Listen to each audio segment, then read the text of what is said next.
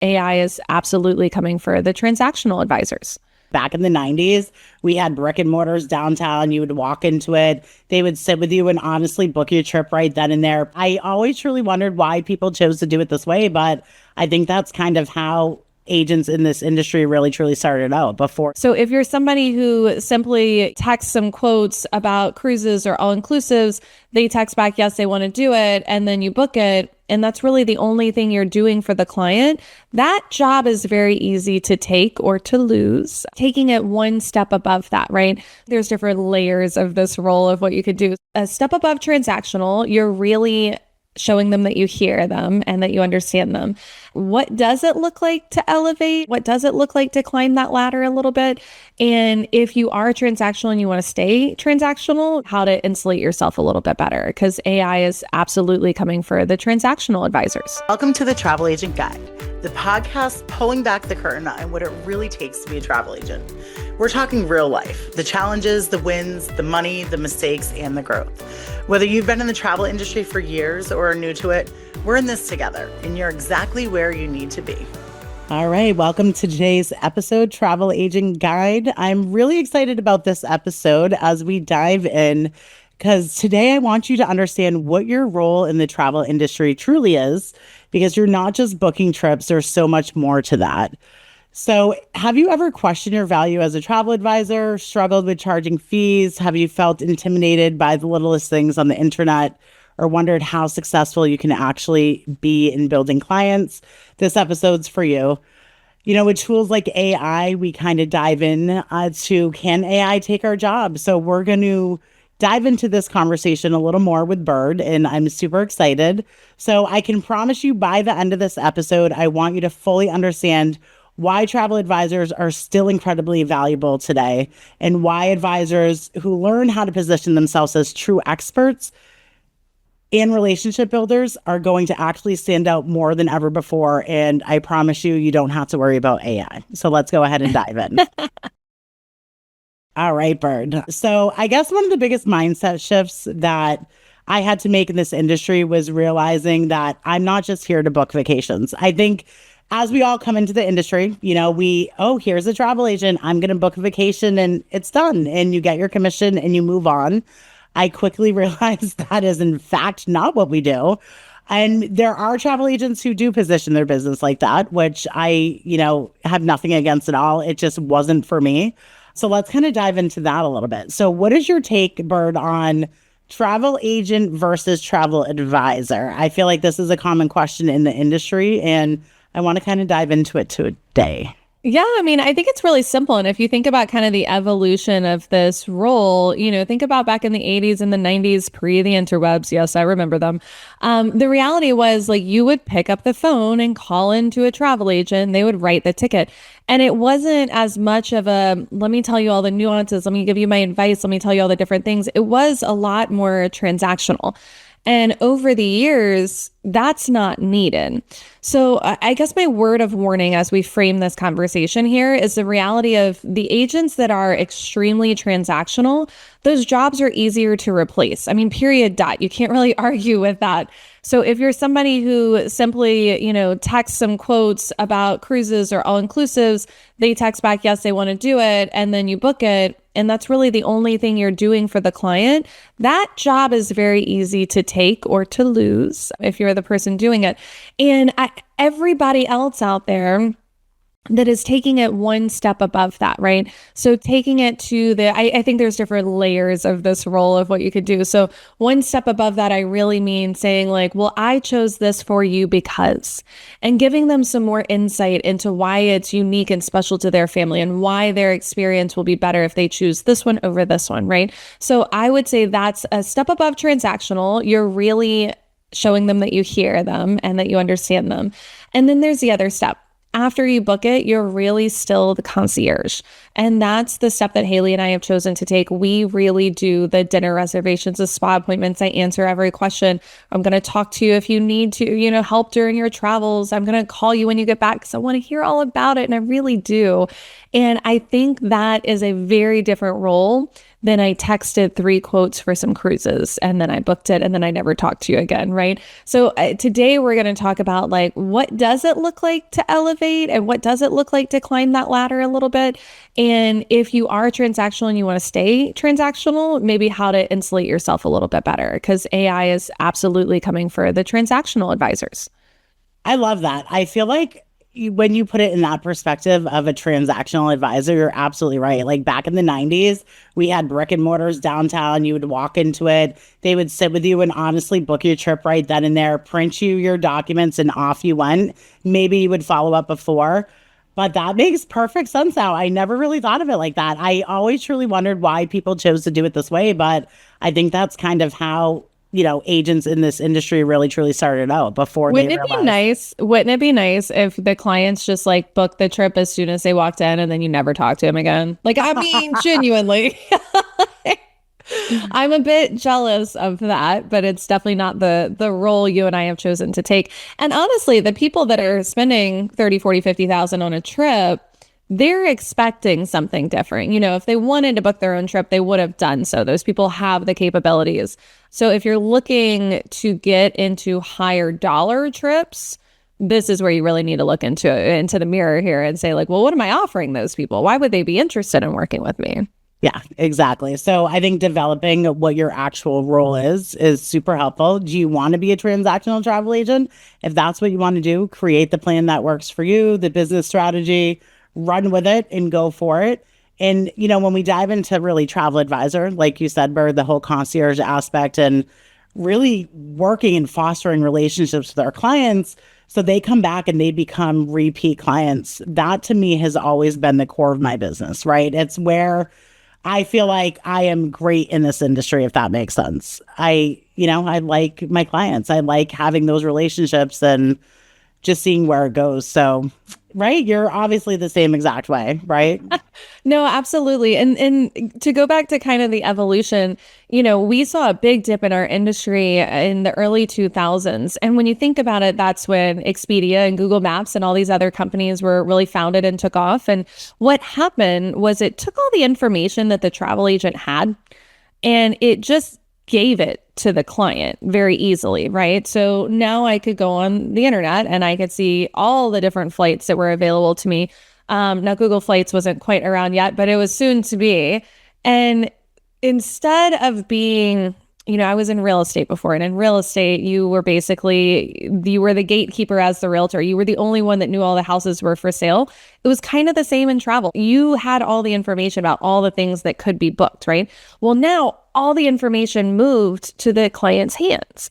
So now what is your role? If they have all the information and they have AI telling them all of the stuff that they need to know, what value are you bringing to the industry? And that's really what we're going to answer today. Right. And I think learning to become a trusted advisor and a problem solver and an advocate for your clients and building those relationships, that's what's going to change everything. That's how you're going to position yourself in the business. I think, one of the first things I definitely want to dive more into is where people feel like the internet, Google, and AI is their constant competition. Is it, I mean, to a sense, but I think if somebody truly wants to hire you as a travel advisor, they value you, they trust you, they don't want to do the work themselves. If you can sell it like that, then they're never going to question going to AI. They're never going to worry about that because they want that human touch. Yeah. Yeah. And I mean, also, there's different types of travel, and some's going to be easier for AI to get into than others. So think of it a lot like the Costco game, right? When Costco Travel first came out, did they immediately go and do a 2-week FIT across Asia? No. What they did was they went to the all-inclusive market and they went to the Caribbean cruise market and they went to the things that don't have as many options, right? If I want to go on a Caribbean cruise, there's a handful of lines. You can even narrow that down by my budget and probably narrow it down to 3 different cruise lines. Well, then it's what ship am I going, what time of year, those type of things, right? So it was easier to narrow it down versus I'm doing 2 weeks across Europe. Well, there's literally thousands of hotels in every city, and there's a lot more moving pieces to that. I am not trying to belittle any travel agent out there that just does the Caribbean. That's not what this is.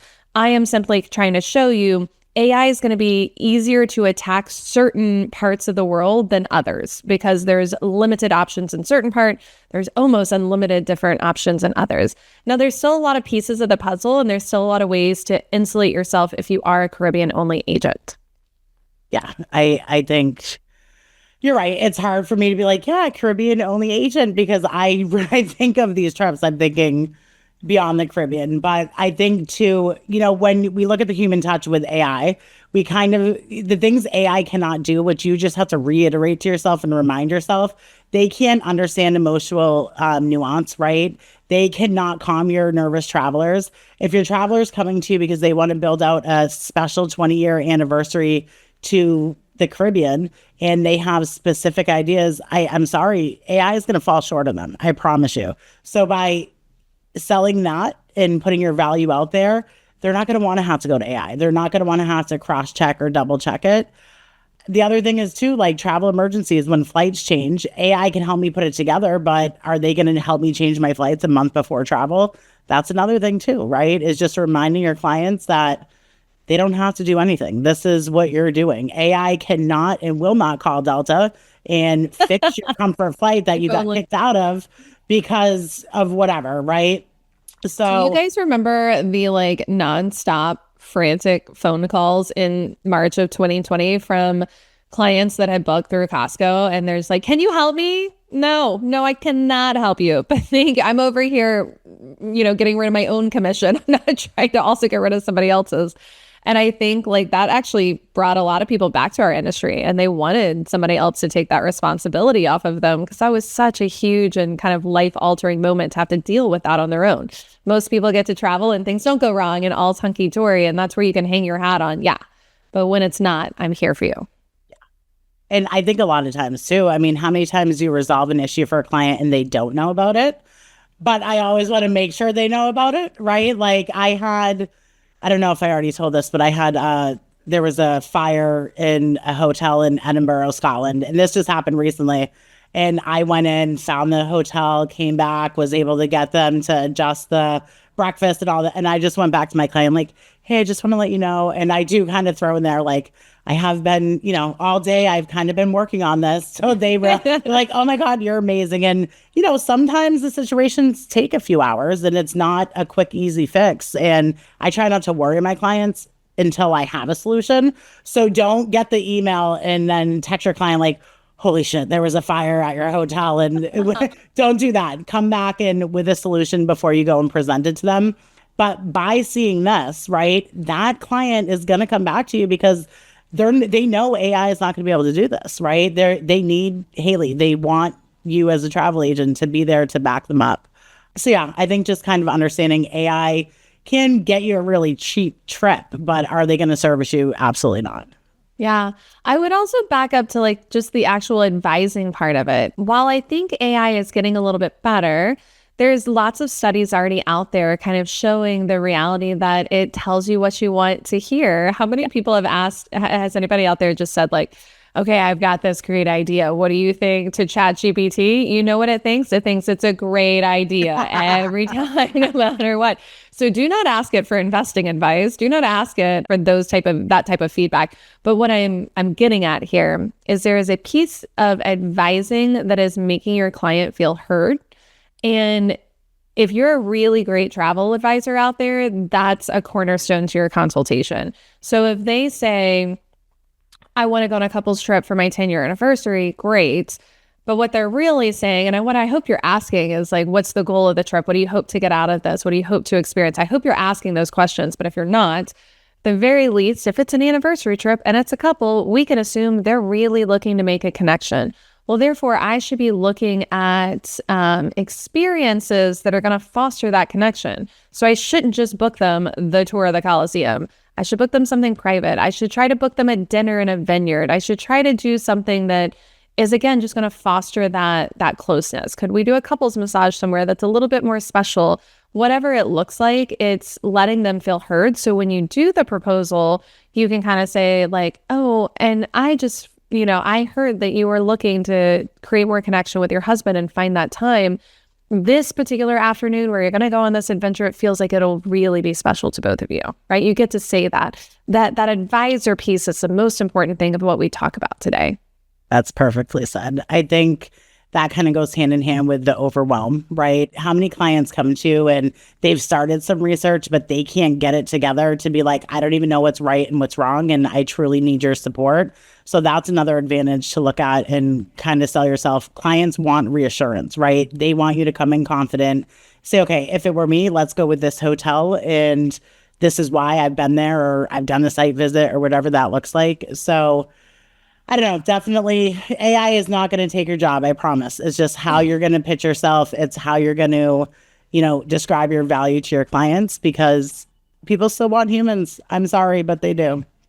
Well, and the other thing that advisors are doing that it will be really hard for kind of a computer system to be able to do is the puzzle making aspect of what we do. I don't know about you guys. I love puzzles. Like I could sit there. It's my least favorite thing about having little kids because I can never do a puzzle in my house anymore, but I love doing puzzles. And I think that's what this job is a lot of times, right? We're fitting the flights together with the transfers and, well, I need enough time to get to the train, and what time is, here's where they're going to get to their hotel, and how far is this to get to dinner? And, you're putting together the puzzles. So while AI can probably suggest a great hotel that's within a certain budget you're looking for, it's not going to put together the puzzle. So I do a lot of work explaining that to my clients. Like, look, it's not just about the hotel. It's all of the little pieces around the hotel that really create a wonderful experience. Yeah, I can conceptualize your trip. AI cannot, right? I can come up with the little details and they just can't do it. I love that. All right. So we talked about transactional versus like transformational. So a transactional advisor, I think, typically you're just sending quotes, whether it's a Caribbean package or a cruise line. I feel like that's really common though with that type of travel. I wouldn't recommend it for the big in-depth bucket list trips, right? Like if you're going to Galapagos, I think you should really spend the time diving into what your client's spending 30, 40 grand on. That's just me. By setting yourself apart that way, it's going to make a big difference for sure. I wouldn't even recommend it for the smaller Mexico trips either. And I say that specifically, as at least the very first time you meet somebody. Relationships are so important in this industry and in success. If you are really looking to make this your career and be $1 million plus agent one day, you're going to do it on the backs of your relationships.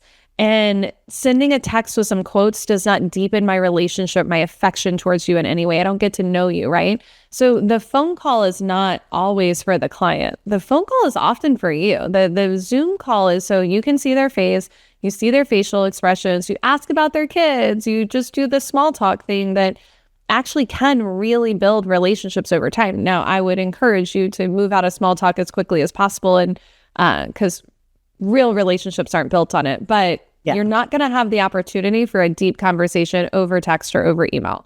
So you're cheating yourself out of it. I love, Haley always does this one thing that I think is a game changer, and I'm going to call you out for a second.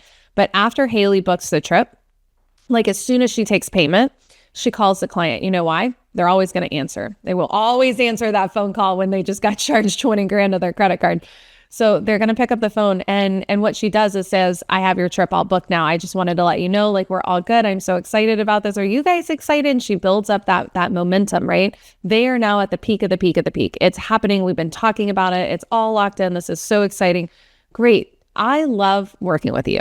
You are absolutely my ideal client. I want to work with people just like you all day. Do you know of anyone else that is looking to work with a travel agent or looking to travel soon? Like, it's such a perfect moment to ask for a referral, but it's also such a perfect moment to build the relationship that one step forward. Anybody that's ever dated, married out there, you remember the first time your significant other said, I like you? It mattered. You had all these butterflies in your stomach and it was so exciting, right? Like, it was so exciting. This is the moment where you verbalize your affection towards your client. And if you don't like them, don't verbalize. Don't lie. People know.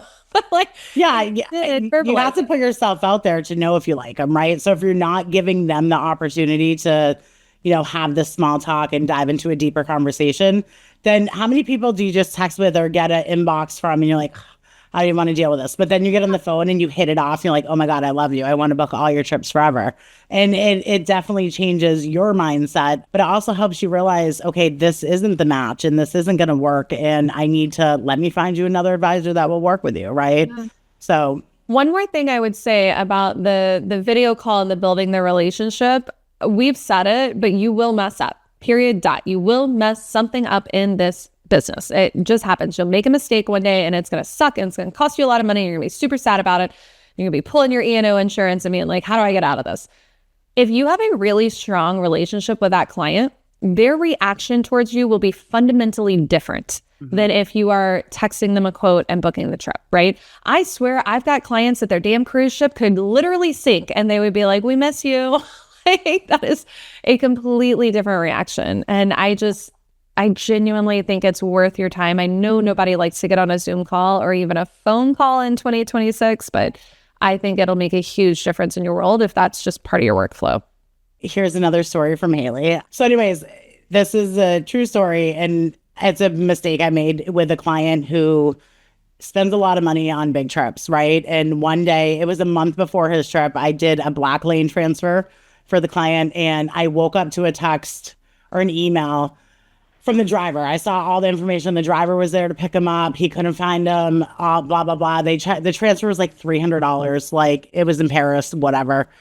And I'm like, oh shit, they just charged his credit card. He wasn't there. I need to call and tell him right now.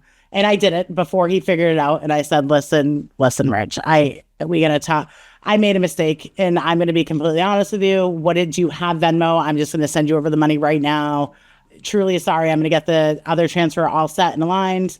And that was it. He said, I just want to say thank you for admitting you effed up, right? For coming to me and being honest with me instead of trying to and he really valued it. So don't be afraid to admit it when you do something wrong. It's going to happen all the time. We're all humans. I think too many people forget that we're in a B2C industry. We're in a business to consumer industry, right? And at the end of the day, we're in a human to human industry. I like to, in real estate, we always said it's a belly to belly industry. And that's what I very much believe. It is a human to human. And at the end of the day, there's not a human on the planet that is perfect, no matter what they think. And the more that you can humanize yourself to your clients, just the better off you're going to be. You're going to enjoy the job more because you have closer relationships. You're going to be more excited.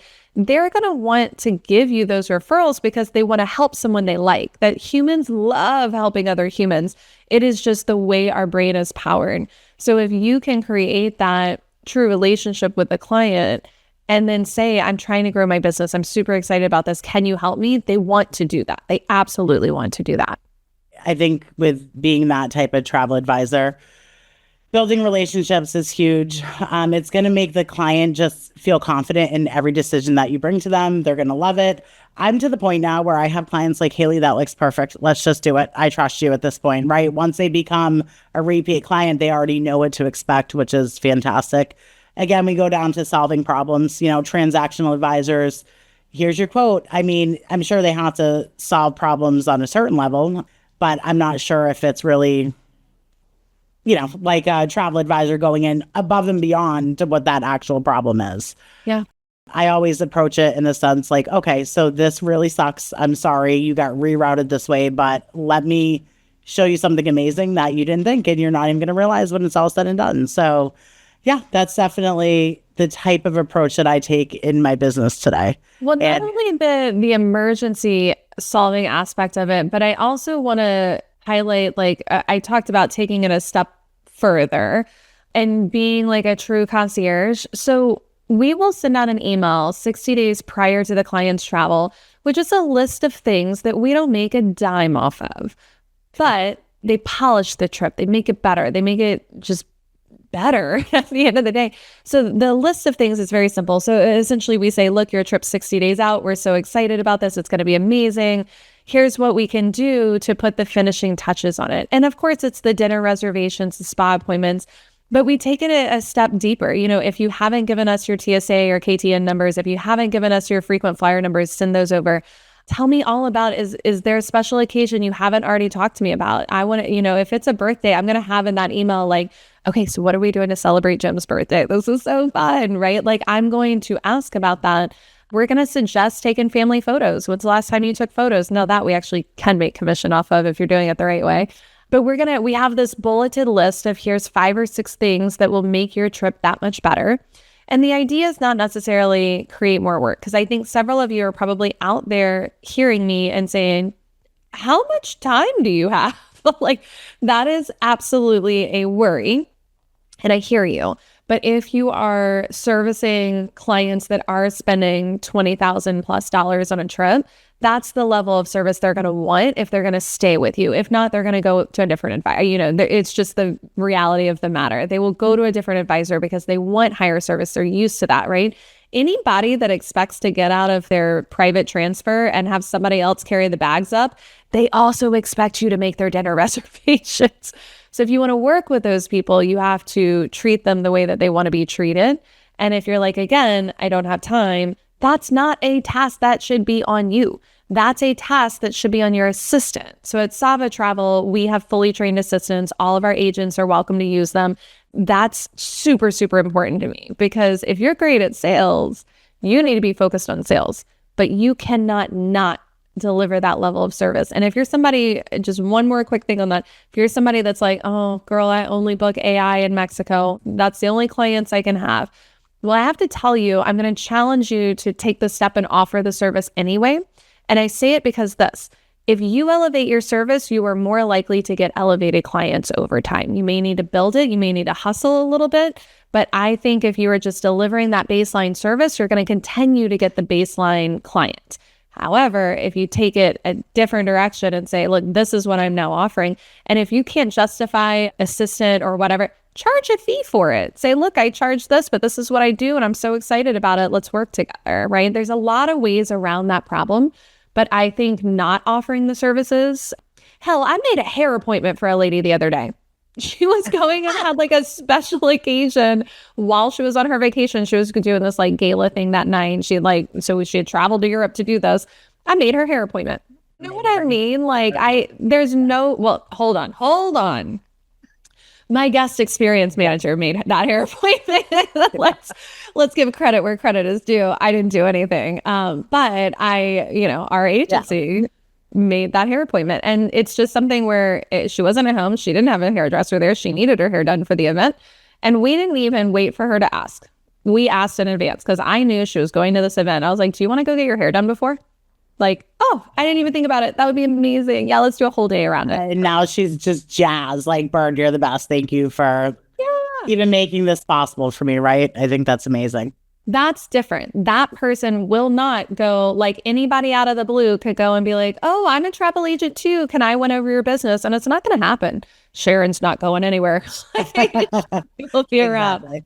I think that kind of ties into understanding your job. And your real job as a travel advisor is truly understanding your people, understanding your clients, right? So getting to know their personality or their travel styles, what their budget's like. I think it's all super important to realize you need to know this, right? If you go into a trip and you have no idea what their expectations of spend is, you're already doing them and yourself a disservice, and you're setting everything up to fail. So taking that time to get to know your client, again, ties back to that consultation call. I think it really, truly is part of our job and what we should be doing to understand and create these memories and create these experiences and drive those repeat clients. Well, and let's dive deeper into the budget aspect, because I think that's somewhere where a true advisor really shines. Like, Haley, when someone says, how much does it cost to go to Italy? What's kind of your go-to response here? Because we've all had it. I say at minimum $500 per person per day just for land. That's without flights. And I say if that's not realistic for you, then I'm not going to be able to work with you, right? And then I'm like, oh, well, I'm already going to charge you a $400 fee. So now that knocks us down. It's just not realistic. I actually just had an Italy consult about this, and they came in with the most unrealistic numbers, and I sat there and did it. Then all of a sudden, okay, that makes sense. So 500 per person per day at the minimum plus flights. Let's start there and go from there, right? So I think just having these conversations, and you have to put yourself out there. It could be uncomfortable. I'm to the point where I'm not uncomfortable anymore. And I tell everybody, like, I want to make this work. I want to be your best friend. I want to plan these incredible trips, but I can't just I can't just make magic happen. It has to be realistic. So I think if you go into that with that mindset and mentality, it will change your clients. And now you're giving them some facts, right? So if you leave that consultation not telling them this, wait a week, come back to them and say, hey, I'm so sorry. This $5,000 budget is just not going to work. Then that trust is kind of gone at that point and you've wasted everyone's time, right? So I think adding that value right from the beginning is super important, is understanding the people and the clients that you're working with, especially if they're honeymooners. The reality is they're spending money on a wedding, right? I always ask, are you paying for your honeymoon yourself? Is it sometimes it's gifted, right? So I think just having these conversations really, truly helps you understand what that budget will look like so you know what to expect. A honeymooner Italy trip versus clients in their 60s, retirees Italy trip, it's going to be a completely different trip. Yeah. So I'm going to challenge you on that a little bit. I'm a big believer in the negotiation tactic that he who speaks first loses.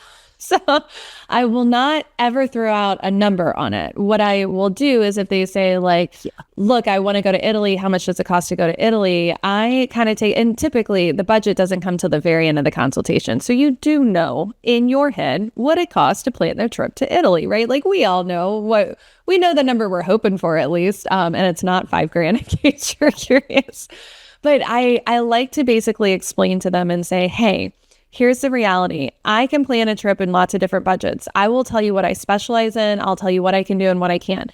But I want you to explain to me what you have in your head and what you're angling around so I can help tell you if it's realistic. We can also talk about like a range. You don't have to give me this is the one number. You can say like, look, we're really targeting this. And again, I'm making sure to not give any examples and numbers here, right? So I say like, look, you can tell me we're targeting this, but you would be open to seeing something that's over here too. Right? You don't have to give me one number, but what I do need you to do is give me the number that you have in your head because I don't want to overwhelm you in any way. If they still come back and they say, I really don't know, like, can you anchor me? I really don't know. I have no clue what it costs to go to Italy. Great. I plan trips to Italy that are way over $100,000. If that's not true, it doesn't matter. They don't know that. Just say, I plan trips around $100,000. And the idea is to anchor them in something that's so outrageous, they're not spending that. So to say like, I plan them for that and I could absolutely come back and propose that, but here's what's going to happen. You're not going to book that. And then I'm going to waste everyone's time. So just give me a ballpark and then we'll come back and talk about what I can do for that ballpark. And they will give you a number. I mean, I will 10 toes down, just grind my heels in. I'm not giving you a number. And then I'll wait. Now, Haley, if the number comes back that is lower than $500 per person per day for land only, that's when I start saying, okay, but this is what I specialize in. Yeah, and then we have the conversation. The 500 per person per day comes in if they're not giving me a general idea of what they want to spend, right? And then I say to them too, like, okay, so we're doing like 4-star moderate, like I will not book 3-star, or are we focusing on 5-star luxury trips and trying to understand what their travel style's like, right? Yeah. Do you want white glove service? Do you expect 5-star, lay down service and all the things and bells and whistles? So it's really important to understand your client so you know how to approach it. Because if not, it's just you're wasting so much time and you're going to be so upset with yourself. I would also be very hesitant for any of the advisors out there that lean on AI for that. Hey, how much does it cost to go on a trip to Italy? I've just found several times I've done it like live through AI coaching and it's coming in way less than I think you would want it to. And you have to remember I'm using Italy over and over because it's our number one seller, but let's just say Europe in general, really the world in general, there is a wide range of stays. So could I plan a 2-week trip to Europe for $5,000? Absolutely. I personally have been to Europe for 6 weeks and only spent $5,000. Now I was 24 and I was staying in hostels and I was eating peanut butter and jelly, but it's doable, right? Like it's absolutely doable. So that's where I kind of explain to my client, like, look, I can't be an expert in everything. And what I specialize in is 4 and 5-star, and the budget you're communicating, it doesn't get there. That's absolutely okay. I'm just not the right travel agent to work for you. Exactly. Leave it there. Yeah, that's a good way to put it. Don't be afraid to just say, okay, is it, I always ask, is this what you're looking for? So I go into the detail. I'm like, is that what you're looking for before I pitch my fee? Then after they say yes, I said, okay, so here's what we do from here. So yeah, just important to kind of get that out, understand your people, understand the ones traveling. And if you're thinking like, well, I don't do Europe, I do cruises in the Caribbean and that's all I do. So this budget conversation is I've gotten a couple of times where clients have been or advisors have been like, the budget's irrelevant because I only sell cruises and I don't get to make the budget. That's not accurate in any way. And here's why I'm going to push back on that. The reality is that a cruise has a ton of different cabins. So if they give you a budget that they have in mind first and maybe a scare point where you can kind of give them some options, yes, maybe they wanted a balcony, but you can have this balcony or you could actually upgrade to a concierge balcony at this one or whatever suite or whatever it looks like. So the idea of getting a budget from them is not just a big FIT trip in Europe. Like it truly is every trip. You want to understand what they're willing to spend, what they're interested in spending, so that you can go back and say, look, this is what you asked for and this is how much that is, but this is something else we could do that's still within your budget. Here's all the perks of making that choice instead. I love it. One of the questions I always ask is, how do you like to fly? I feel like by kind of, if they come in and they're like, yeah, well, we usually fly premium economy or first class, I think that kind of gives me a good indication of what their trip is going to be like or what they're expecting. Not often you're going to get somebody flying first class and staying in 3-star hotels and hostels. It's probably not going to happen, right? So I think there's tons of different questions you can put together to kind of understand your travelers and how. I did have a guy a couple of weeks ago that I found it so interesting because he was like, no, I want to fly like under the plane, like whatever the cheapest you can give me, that's how I fly. But every hotel needed to be 5 stars. He's like, I just don't value the flight. And I found okay, fair enough. Yeah. You know where you want to spend your money. I'm the same way. Like, I'd rather go stay in a bougie 5-star than sit in first class. But I'm going to be honest, I've never taken a first class international flight. So until that happens, I'm not going to know. And I don't kind of want to do it because I know what's going to happen. Yeah, I know what's going to happen. I'm not ready for that change in my life yet. So. Well, and the flip side's easier, right? The flight short, the hotel you're staying in a lot longer. I'm the type of traveler that I could easily stay in a hostel, but I want to eat a Michelin star dinner every night. Like that's where my money goes towards food. But that's how I was raised. I love food. Okay, so that budget piece of it, I just think is so much part of the advisor versus agent. An agent's going to give you whatever price the computer spit out for that particular thing that the client asked for. An advisor is going to talk to you about what your budget could do, what I call it scare point. If you haven't heard that term before, I describe it as what's the point where you say, no, don't even show me something over that. I'm not willing to spend that on this trip, right? And I make sure to explain to the client if they're a bit hesitant, I'm not asking how much money you have. I'm asking what you think this trip is worth investing in, right? Because those are very different. Some people may say, like, oh, I've got the money, but I don't want to spend that. That's fine, Jim. You're fine. I'm not questioning your net worth, buddy. Asking what you want to spend on this. But I've noticed by asking that scare point question, and I explain, like, I'm going to show you multiple options, and I want to make sure that I really get a range of everything that you're willing to experience so you can see what's best for you, right? And they will come back with like dramatically different budgets. I mean, I remember one of my first ones that I was like, excuse me, she said her budget was 15 and her scare point was 25. And I'm like, those are dynamically different trips. Like, that's not the same. But had I not asked, I would have never known. And guess what she booked? She booked the $24,000 trip. You know, like I just wouldn't have known if I would have never gone with a $15,000 budget and pushed it to 24. So take the time and advise them on what their money could do. Yeah. Perfect. Yeah, I think with kind of understanding your role in this industry, it's just important to kind of know what skills you really need to develop and which ones you can wait on, right? So memorizing destinations, knowing every supplier and just being perfect, that is all going to take time and it's going to take many years. It's not going to come overnight. The skills that really matter right now to position yourself in the industry is confidence, communication, caring about your clients, showing that emotional intelligence and problem solving, being consistent, and just overall relationship building. So yeah, just remember you're here for those relationships and continue to build, right? Any other final thoughts? Yeah, can I give one more on the relationship building aspect that I push really hard and most people don't take my advice, but I do think it makes all the difference in the world. Have any of you ever gotten on a call with someone and it kind of felt like they knew you? You were able to just relate to them really, really quickly. You're automatically talking about your favorite sport team or whatever. This is how much I follow sports. Your favorite sports team? I don't know, whatever you would call it.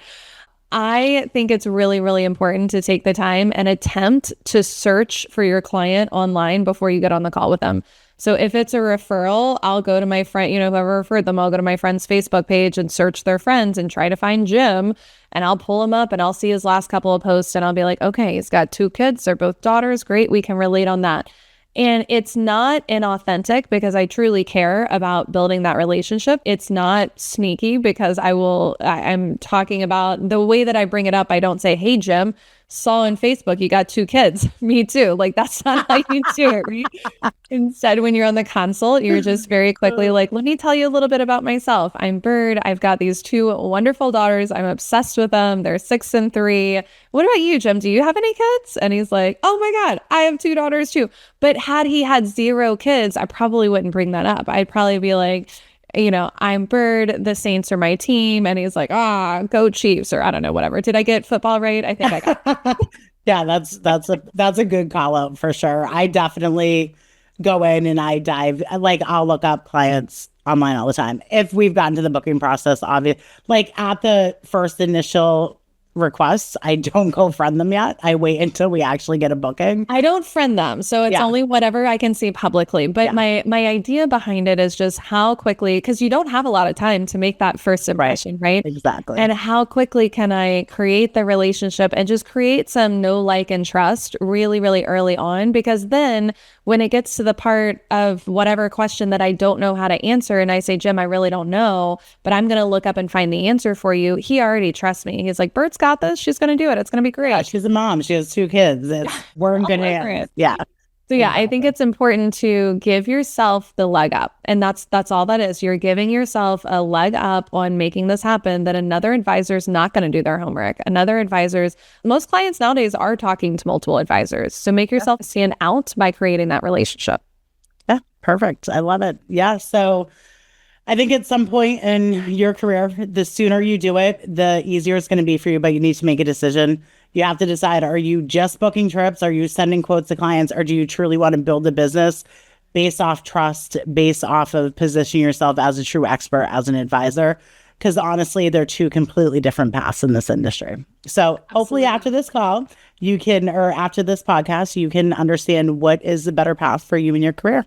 I love it. All right. One more thing before we wrap up, guys. I want to make sure you have the save the date on your calendar. We're doing a live recording of the Travel Agent Guide podcast in November. So it's Friday, November 6th. We're going to be doing it in Charlotte, North Carolina. And we're not just doing a live recording. We're doing a full day deep dive conference just for travel agents. So this is not going to be a bunch of vendors pitching their wares. Vendors will be there for you guys to meet BDMs, but we are more focused on helping you on all of the problems that you need help with. So getting marbles out of your mouth, feeling more confident, finding leads out there, and doing all the things that you need to do to be successful in this industry. So mark it on the calendar, Friday, November 6th. We cannot wait to see you guys. I'm excited. It'll be here before we know it. Awesome. Bye. Bye.